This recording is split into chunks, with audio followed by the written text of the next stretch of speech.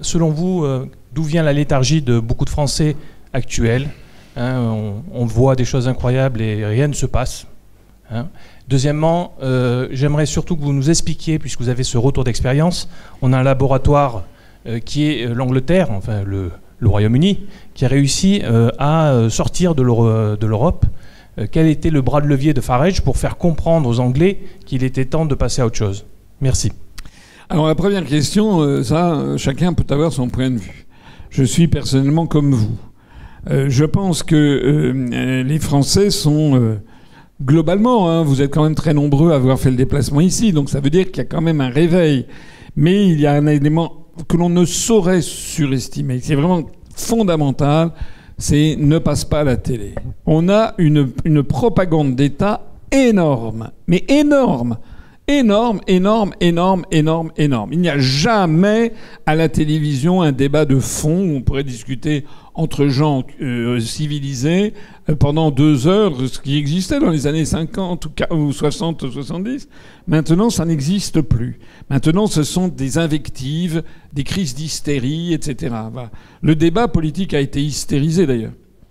On parlait tout à l'heure, par exemple, des injections à RNM. Le simple fait de poser des questions, vous étiez tout de suite rangé la mauvaise classe. C'était une véritable essai de l'hystérisation du débat. D'ailleurs, nous, on nous traite de complotistes, de conspirationnistes. Je dis non, on n'est pas complotistes, on est tout simplement cartésiens. Je vous rappelle à tous ceux qui connaissent un petit peu la philosophie, qu'est-ce qu'a apporté la France, notamment en matière de sciences humaines, au monde, c'est la méthode cartésienne. C'est le discours de la méthode de Descartes au début du XVIIe siècle, qui en gros dit qu'il n'apprend rien de tout ce qu'on lui dit, il ne prend rien pour donner acquis ce qui n'est exercé au crible de sa raison. C'est ce qu'on appelle le doute méthodique, la pensée cartésienne. D'ailleurs, s'il y a bien quelque chose que l'Europe a apporté au reste du monde, c'est justement la faculté de douter. Ça, c'est très, très, très important. Toutes les sociétés, les peuples premiers, comme on dit maintenant, et aussi beaucoup de sociétés se sont développées avec des dogmes dont on n'a pas le droit de douter. Et l'invention, c'est un tour d'une évolution de la pensée humaine extraordinairement important. Après la Renaissance et l'arrivée de l'âge classique, c'est ce qu'on a appelé la révolution, c'est un terme un peu prétentieux, la révolution copernico-galiléenne. Pourquoi ? Parce qu'il y avait Copernic, un moine qui vivait du côté de Cracovie ou à la fin du XVIe siècle. Grâce au progrès de la fabrication du verre, il regardait les étoiles et il a dit c'est pas possible que la Terre soit au centre de l'univers et que le Soleil tourne autour de la Terre. C'est pas possible. C'est l'inverse forcément qui est vrai.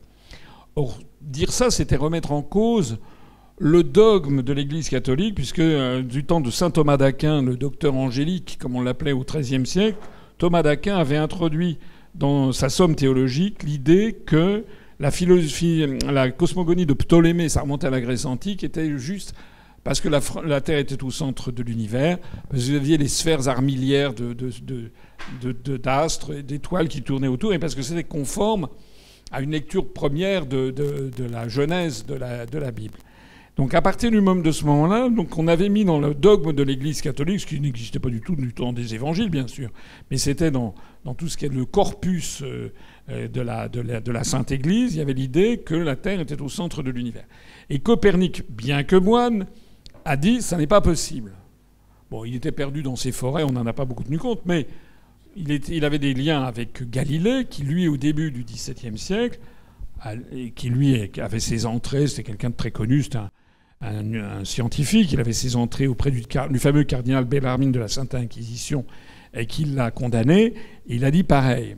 Et on a vu apparaître, à partir de ce moment-là, vraiment, c'est une révolution de l'esprit humain, hein, en termes épistémologiques, comme disent les philosophes, vraiment un changement de mode de pensée, de paradigme. C'est que d'un seul coup, est apparu un truc nouveau, c'est ce qu'on appelle l'esprit scientifique par rapport à l'esprit dogmatique. Un esprit dogmatique, c'est quelqu'un qui dit qu'il a toujours raison, quoi qu'il puisse se dire et faire. L'esprit scientifique, c'est quelqu'un, à partir du moment où on trouve des faits qui ne cadrent pas avec l'explication, c'est le dogme qui a tort, parce que les faits n'ont jamais tort. Et en fait, on en est toujours là. Donc le grand triomphe de l'Occident, ça a été le doute, la remise en doute en cause des choses, et le doute méthodique. Voilà. Personnellement, j'ai refusé de me faire injecter parce que il faut avoir le consentement éclairé. Moi, je ne savais pas ce qu'il y avait dans ce produit. Je savais que c'était des produits qui n'étaient pas arrivés à maturité ils étaient encore en phase expérimentale. Je savais aussi qu'il faut à peu près une dizaine d'années pour faire un vaccin et qu'il fallait attendre pour avoir la liste des effets secondaires qui se produiraient. Voilà. Et donc ça, je n'en ai jamais varié. Personne ne m'aurait fait changer d'avis.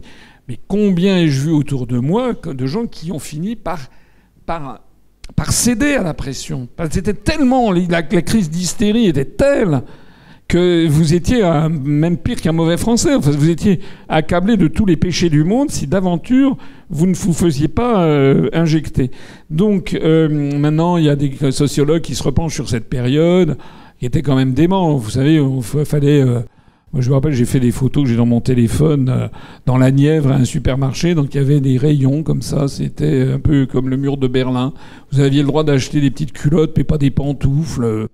Vous aviez le droit d'acheter pas de jeux vidéo, mais des balles de tennis.